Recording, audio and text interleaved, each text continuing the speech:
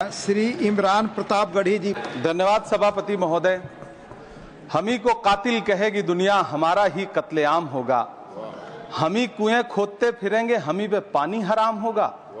सभापति महोदय, सन 1947 में दिल्ली की जामा मस्जिद की तारीखी सीढ़ियों पर खड़े होकर के भारत रत्न मौलाना अबुल कलाम आजाद साहब ने कहा था कि मुसलमानों कहां जा रहे हो, ये है तुम्हारा मुल्क, यहां तुम्हारे आबाओ अजदाद की कब्रें हैं। उस वक्त मौलाना आजाद की ये सदाएं सुन करके लोगों ने अपने सरों की गठरियां उतार करके रख दी थी। आज उसी दिल्ली में मौजूद देश की संसद में एक बिल आया है जो हमसे उसी जामा मस्जिद की सीढ़ियों के सबूत मांगेगा, जो उन्हीं सीढ़ियों के पास अपनी कब्र में सोए हुए मौलाना आजाद को फिर से कब्र से सदा देनी पड़ेगी कि ये जो कब्र है वो मेरी कब्र है, ये किसी सरकार की जागीर नहीं है। सभापति महोदय, मैं जहां खड़ा हूं इसी संसद भवन के सामने सड़क के उस पार अपनी कब्र में सोए हुए भारत के पूर्व राष्ट्रपति फखरुद्दीन अली अहमद की कब्र है। शायद अब उस कब्र से भी सदाएं आए कि ये कब्र मेरी कब्र है, ये सरकार की जागीर नहीं है। सभापति महोदय, मैं वक्फ कानूनों में किए जा रहे संविधान विरोधी बदलावों के खिलाफ बोलने के लिए खड़ा हुआ हूं। संविधान का आर्टिकल 14 हो, 29 हो, 30 हो, चीख चीख कर कहता है कि देश में सब बराबर के हकदार हैं। आर्टिकल 26 कहता है कि सबको अपने अपने मजहबी कामों के लिए मंदिर, मस्जिद, गिरजाघर, गुरुद्वारों का निर्माण करने का हक है और उसका रखरखाव का भी हक है। लेकिन डॉक्टर बाबा साहब अंबेडकर के संविधान को हर दिन कुचलने वाली ये सरकार देश के मुसलमानों से नफरत में इतनी अंधी हो गई है कि खुलेआम देश की संसद में देश सरकार के माइनॉरिटी मिनिस्टर साहब और होम मिनिस्टर साहब झूठ बोलते हैं और देश को गुमराह करते हैं, झूठ शब्द असत्य बोलते हैं। सरकार ने इस बिल का नाम उम्मीद रखा है। मंत्री जी कल से इसे देश के मुसलमानों के लिए नई उम्मीद बता रहे हैं। नहीं मंत्री जी, न तो ये बिल मुसलमानों के लिए नई उम्मीद है और न ही उम्मीद की नई किरण। सभापति महोदय, भाजपा ने पूरे देश में वक्फ के नाम पर कई सारे झूठ फैलाए हैं। आइए आज उनकी सच्चाई पर बात करते हैं। वक्फ ट्रिब्यूनल को ऐसे बताया जाता है जैसे वक्फ ट्रिब्यूनल कोई मजहबी खाप पंचायत हो। सभापति महोदय, जबकि सच्चाई यह है कि वक्फ ट्रिब्यूनल भी तो सरकारी न्यायिक विभाग है जिसमें सरकार द्वारा नियुक्त जज होते हैं, जिसमें प्रशासनिक अधिकारी होते हैं, कहीं ऊपर से थोड़ी आ गए।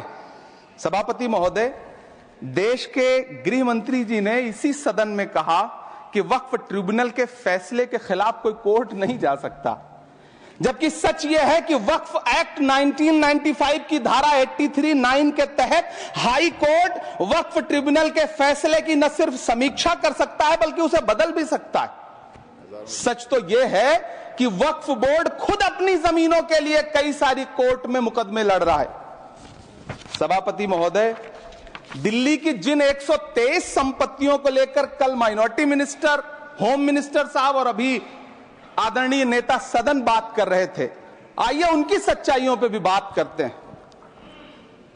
1911 में जब अंग्रेजी हुकूमत ने कोलकाता के बजाय दिल्ली को राजधानी बनाने का फैसला किया तो रायसीना हिल्स के चारों तरफ जो मुसलमानों की ढेर सारी जमीनें थी उनको एक्वायर किया गया और लुटियन को इसकी तामीर की जिम्मेदारी सौंपी गई। सेंट्रल विस्टा की तरह लुटियन जोन का मेगा प्लान तैयार हुआ, लेकिन उस वक्त के मुसलमानों ने उस वक्त की अंग्रेजी हुकूमत से अपनी इबादत गाहों को बचाने के लिए लड़ाई लड़ी। मामला ब्रिटिश गवर्नमेंट तक पहुंचा।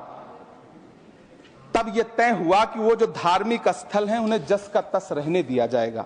इंडिया गेट के बगल वाली मस्जिद हो, जाप्तागंज, सुनहरी बाग मस्जिद हो, पार्लियामेंट रोड वाली मस्जिद हो, ऐसी 123 संपत्तियों के मैनेजमेंट के लिए 1913 में मुसलमान वक्फ वैलिडेशन एक्ट बना और उसके बाद एक नया शहर बसाया गया जिसे लुटियंस जोन का नाम दिया गया। फिर 1943-45 के बीच एक और समझौता हुआ। आजादी से पहले उसके तहत काफी सारी वक्फ जायदादों को सुन्नी मजलिस औकाफ बनाकर उसके अंडर किया गया ताकि उसकी देखरेख की जा सके। गृह मंत्री जी 2 दिन से सदन में जो बात कह रहे हैं वो दरअसल 123 संपत्तियां उसी सुन्नी मजलिस औकाफ के तहत आती है। सभापति महोदय, आजाद भारत आजाद हुआ। आजादी के बाद भारत में 1954 में वक्फ एक्ट लागू हुआ, जिसकी धारा 9 के तहत 1964 में केंद्रीय वक्फ काउंसिल का गठन हुआ। दिल्ली की वही 123 प्रॉपर्टीज को 1970 में सर्वे गजट करके गजट नोटिफाई किया गया।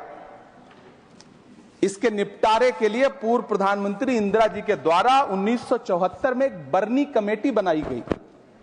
बर्नी कमेटी ने 1976 में इन 123 संपत्तियों को दिल्ली वक्फ बोर्ड की संपत्ति होने की रिपोर्ट सौंपी। उस रिपोर्ट के आधार पर 1984 में कांग्रेस सरकार ने उन 123 प्रॉपर्टीज को दिल्ली वक्फ बोर्ड को सौंपने का फैसला किया, जिसके खिलाफ विश्व हिंदू परिषद कोर्ट गई। मामला 2011 तक पेंडिंग रहा।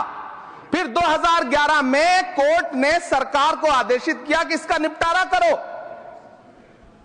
तब 2013 में तत्कालीन यूपीए सरकार ने दिल्ली की उन्हीं 123 जायदादों को बर्नी कमेटी की सिफारिशों के मुताबिक वक्फ बोर्ड के हवाले किया। यही वो प्रॉपर्टीज हैं जिनके नाम से गृह मंत्री जी कल से कांग्रेस को कोस रहे हैं। फिर आई 2014 में भाजपा की सरकार, जो तब से इन जमीनों को हड़पने की साजिश कर रही है। जिस बिल को मुसलमानों के हुकूक की हिफाजत करने वाला बिल बताया जा रहा है, उसी को पेश करने के लिए और उस पर बात करने के लिए लोकसभा में भाजपा सरकार के पास एक भी मुस्लिम सांसद नहीं है। जिस वक्त, मैं लोकसभा कह रहा हूं, सुना करिए, जिस वक्फ बिल को मुस्लिम महिलाओं को हक दिलाने वाला बताया जा रहा है, उसे संसद में पेश करने वाली पार्टी के पास न तो राज्यसभा में, न लोकसभा में, न देश की किसी विधानसभा में एक भी मुस्लिम महिला सदस्य नहीं। कल किरण रिजिजू जी कह रहे थे कि रेलवे की जमीनें देश की जमीनें हैं, डिफेंस की जमीनें देश की जमीनें हैं। हां मंत्री जी, हैं, बिल्कुल हैं। ये जो वक्फ की जमीनें हैं, ये हमारे पुरखों ने धार्मिक कामों के लिए डोनेट किया है। तो हम भी तो इसी देश के नागरिक हैं, हम भी तो इसी देश के बेटे हैं। तो वक्फ की जमीनें भी तो इसी देश की जमीनें हैं, उनको पराया क्यों बोलते हैं आप? सभापति महोदय, अशफाकुल्लाह खान जब फैजाबाद की जेल में फांसी के फंदे पर झूल रहे थे, तो इसी देश की जमीन के लिए झूल रहे थे ना। सभापति महोदय, अंडमान की जेल में काला पानी की सजा काटकर अपनी जान देने वाले मौलाना फजले हक खैराबादी हो या शेर खान अफरीदी हो, वो भी तो इसी जमीन के लिए अपनी जान दे रहे थे ना। सभापति महोदय, पाकिस्तान के खिलाफ लड़ते हुए अपनी जान देने वाले महावीर चक्र विजेता ब्रिगेडियर उस्मान हो या पाकिस्तान के पैटर्न टैंक उड़ाने वाला परमवीर चक्र विजेता वीर अब्दुल हमीद हो, वो भी तो इसी जमीन के लिए अपनी जान दे रहा था ना।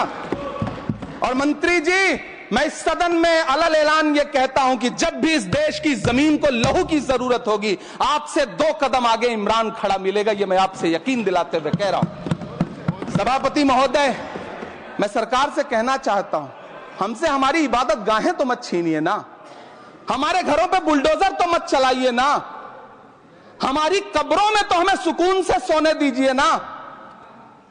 सभापति महोदय, माइनॉरिटी मिनिस्ट्री का बजट कट करके, मुस्लिम बच्चों की स्कॉलरशिप बंद करके अब सरकार कह रही है कि हम वक्फ की आमदनी से गरीब मुसलमानों का भला करेंगे।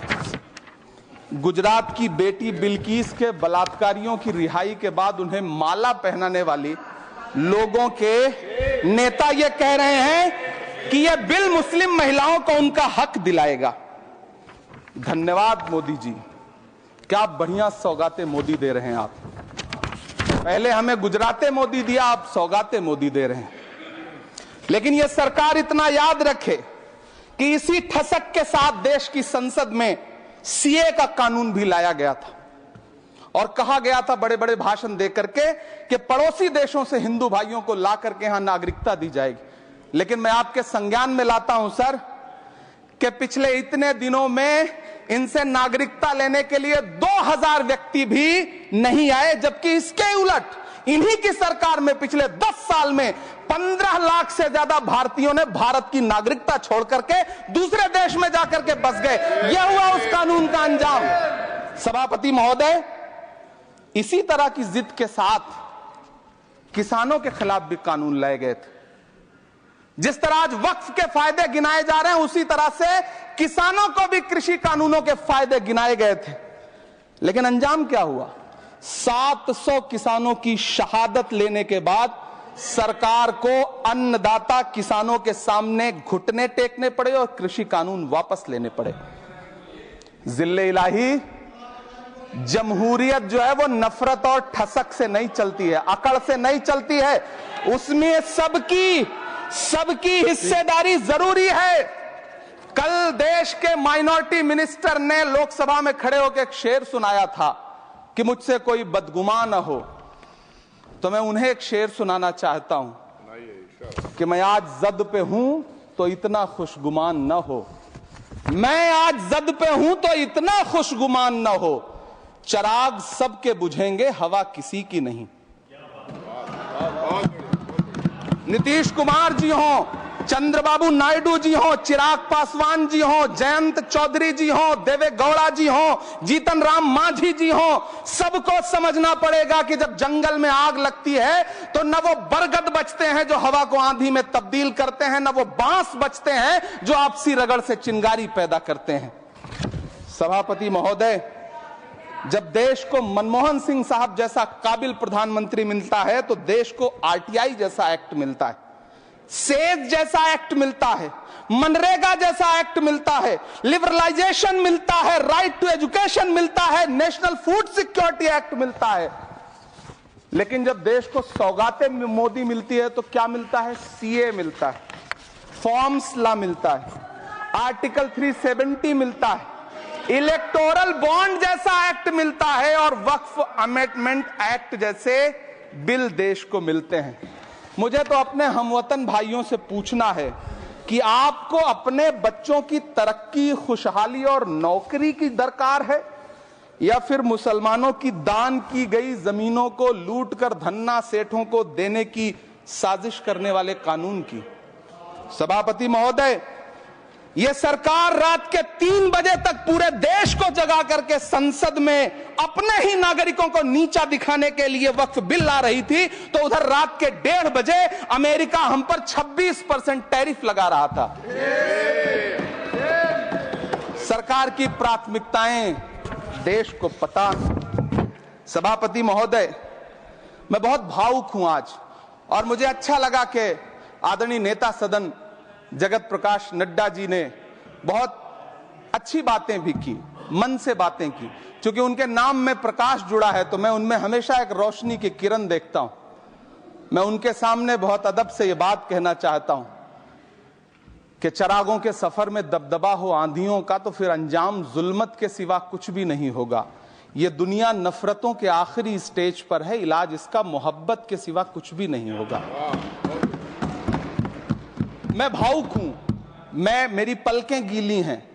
अगर देश की एक बहुत बड़ी आबादी को लगता है कि आप उसका भला करने के लिए नहीं बल्कि उनकी इबादतगाहों, उनकी कब्रिस्तानों, उनकी खानकाहों को बर्बाद करने का बिल ला रहे हैं, तो फिर आप अगर समझाने में नाकामयाब रहे हैं तो यह आपकी नाकामयाबी है। पहले समझाइए, उसके बाद कोई बिल लेकर के आइए, तब शायद हम आपका इतनी पुरजोर तरीके से विरोध ना करें। लेकिन सभापति महोदय, मैं अंत में सिर्फ इतना कहना चाहता हूं कि इस बिल में जो भी पॉइंट्स दिए गए हैं, बॉम्सी पोर्टल देख लीजिए, सरकार का झूठ आपको पकड़ में आ जाएगा। हम डरे नहीं हैं, हम सिर्फ सरकार से अपील कर रहे हैं कि हमें अपना समझिए।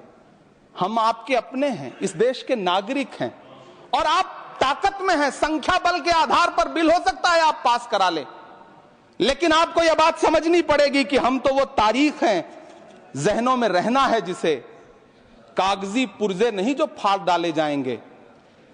जिस जमीन पर मैं खड़ा हूं यह मेरी पहचान है। आप आंधी हैं तो क्या मुझको उड़ा ले जाएंगे? आपको यह बात समझनी पड़ेगी।